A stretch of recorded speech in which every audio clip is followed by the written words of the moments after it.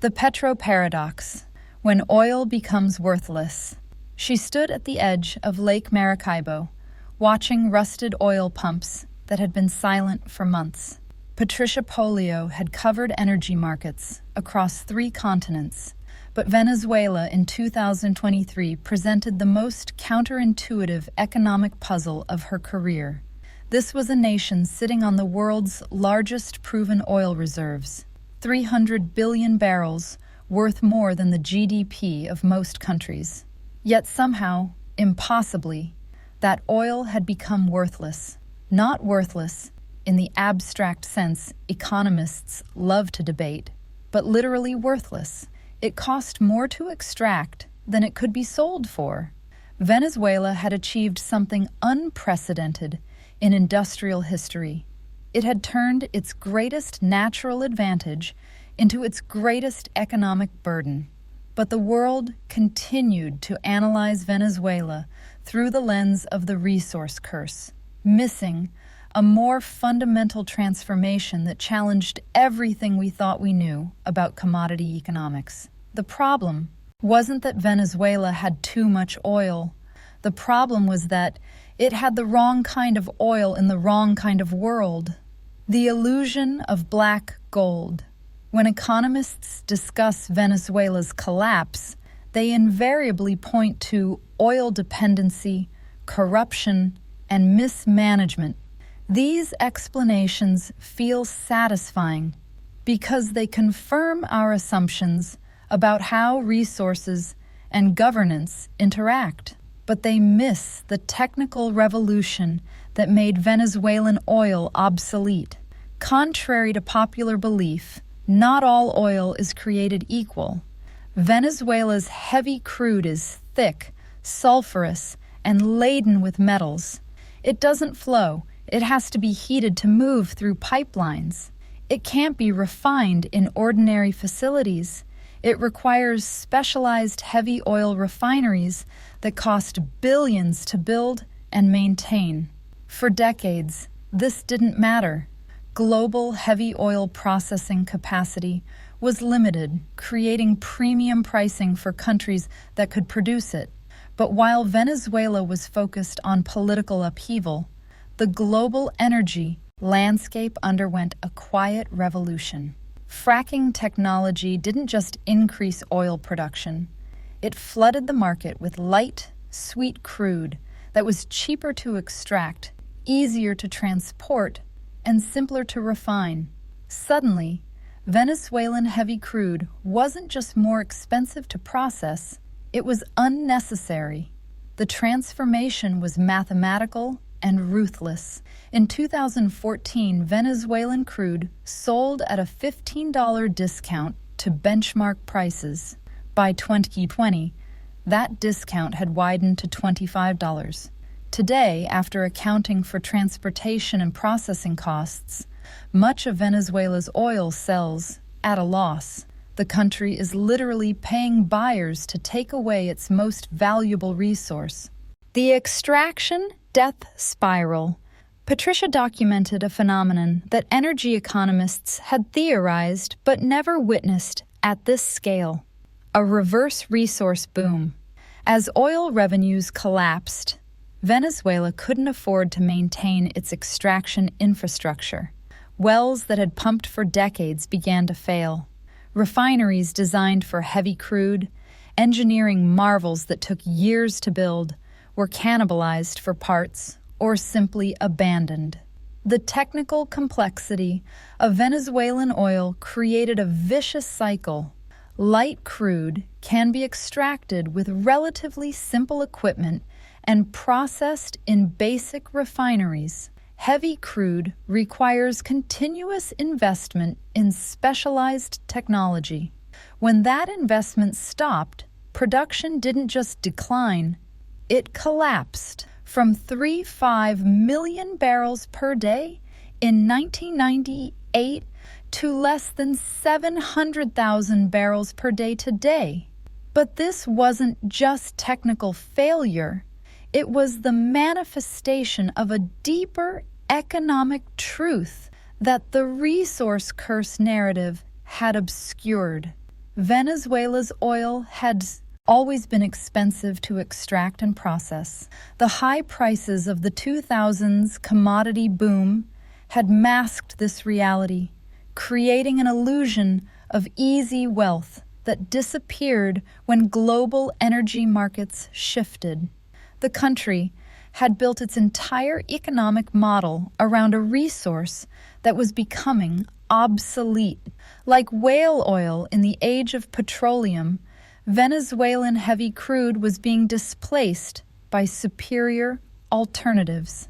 But unlike 19th century whalers who could transition to other industries, Venezuela had structured its entire society around oil extraction, the refinement riddle. The most telling indicator of Venezuela's oil paradox lies in its refineries. Despite having the world's largest oil reserves, Venezuela imports gasoline. This isn't political symbolism, it's technical reality. The country's refineries were designed to process heavy crude into export products, not domestic gasoline. Converting them would require billions in investment that the country doesn't have. So Venezuela finds itself in the absurd position of exporting crude oil at a loss while importing refined petroleum products at global market prices. It's economically equivalent to a wheat farmer selling grain below cost while buying bread at premium prices. The fundamental value chain that should create wealth instead destroys it. International observers see this and conclude mismanagement. But the deeper truth is that Venezuela's oil infrastructure was built for a world that no longer exists. Global refining capacity has shifted toward light crude processing. The specialized heavy oil refineries that could profitably process Venezuelan crude are concentrated in a handful of countries, creating a bottleneck that Venezuelan producers cannot bypass. This technical constraint explains why sanctions have been so devastating. Unlike Saudi Arabia, which produces crude that can be processed anywhere, Venezuela depends on specific refineries in specific countries. When those relationships are severed, the oil becomes literally unusable, not because it lacks value, but because it lacks accessible processing infrastructure. The stranded asset phenomenon. Patricia realized she was witnessing a preview of the future energy transition. Climate policies and renewable energy development are creating the possibility that many fossil fuel reserves will become stranded assets, resources that are too expensive or environmentally problematic to extract profitably. Venezuela's heavy crude was simply the first to hit this threshold. The economic implications are staggering. Countries across the developing world have based their development strategies on resource extraction. But if technological change and environmental constraints make those resources worthless, entire development models collapse. Venezuela is the canary in the coal mine of a post-fossil fuel world. Yet the international community continues to analyze Venezuela through 20th century frameworks. They assume that oil wealth inevitably corrupts governance, missing the possibility that the oil itself has become a liability. They prescribe solutions based on resource curse theories without recognizing that the resource in question may no longer be cursed. It may simply be worthless. The adaptation paradox. The most surprising element of Patricia's reporting was discovering how Venezuelans had adapted to worthless oil. In regions where extraction had become unprofitable, communities had begun developing alternative economic activities. Some former oil workers had become miners, extracting gold and other minerals that remained economically viable. Others had moved into agriculture, taking advantage of abandoned lands near defunct oil facilities. The irony was profound. Venezuela's economic recovery was happening despite its oil wealth, not because of it. The communities that thrived were those that had learned to ignore their underground resources and focus on above-ground alternatives.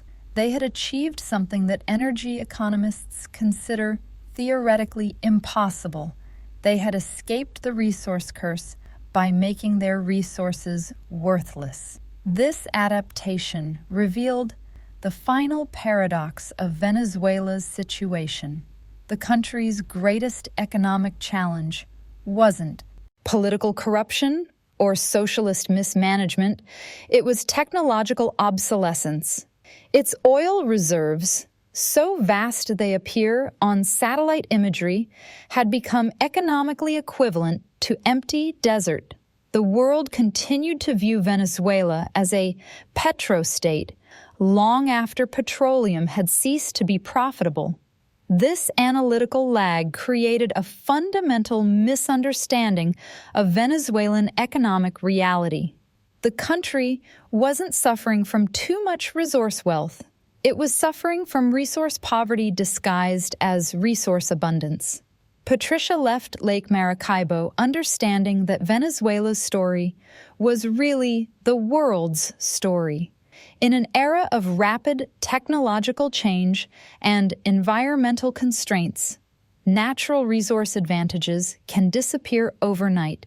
The question isn't whether your country has oil, it's whether your country has the right kind of oil for the world that's emerging. The petro paradox revealed a deeper truth about 21st century economics. In a world of technological disruption, the greatest risk isn't having too few resources. It's betting your entire future on resources that the world no longer needs.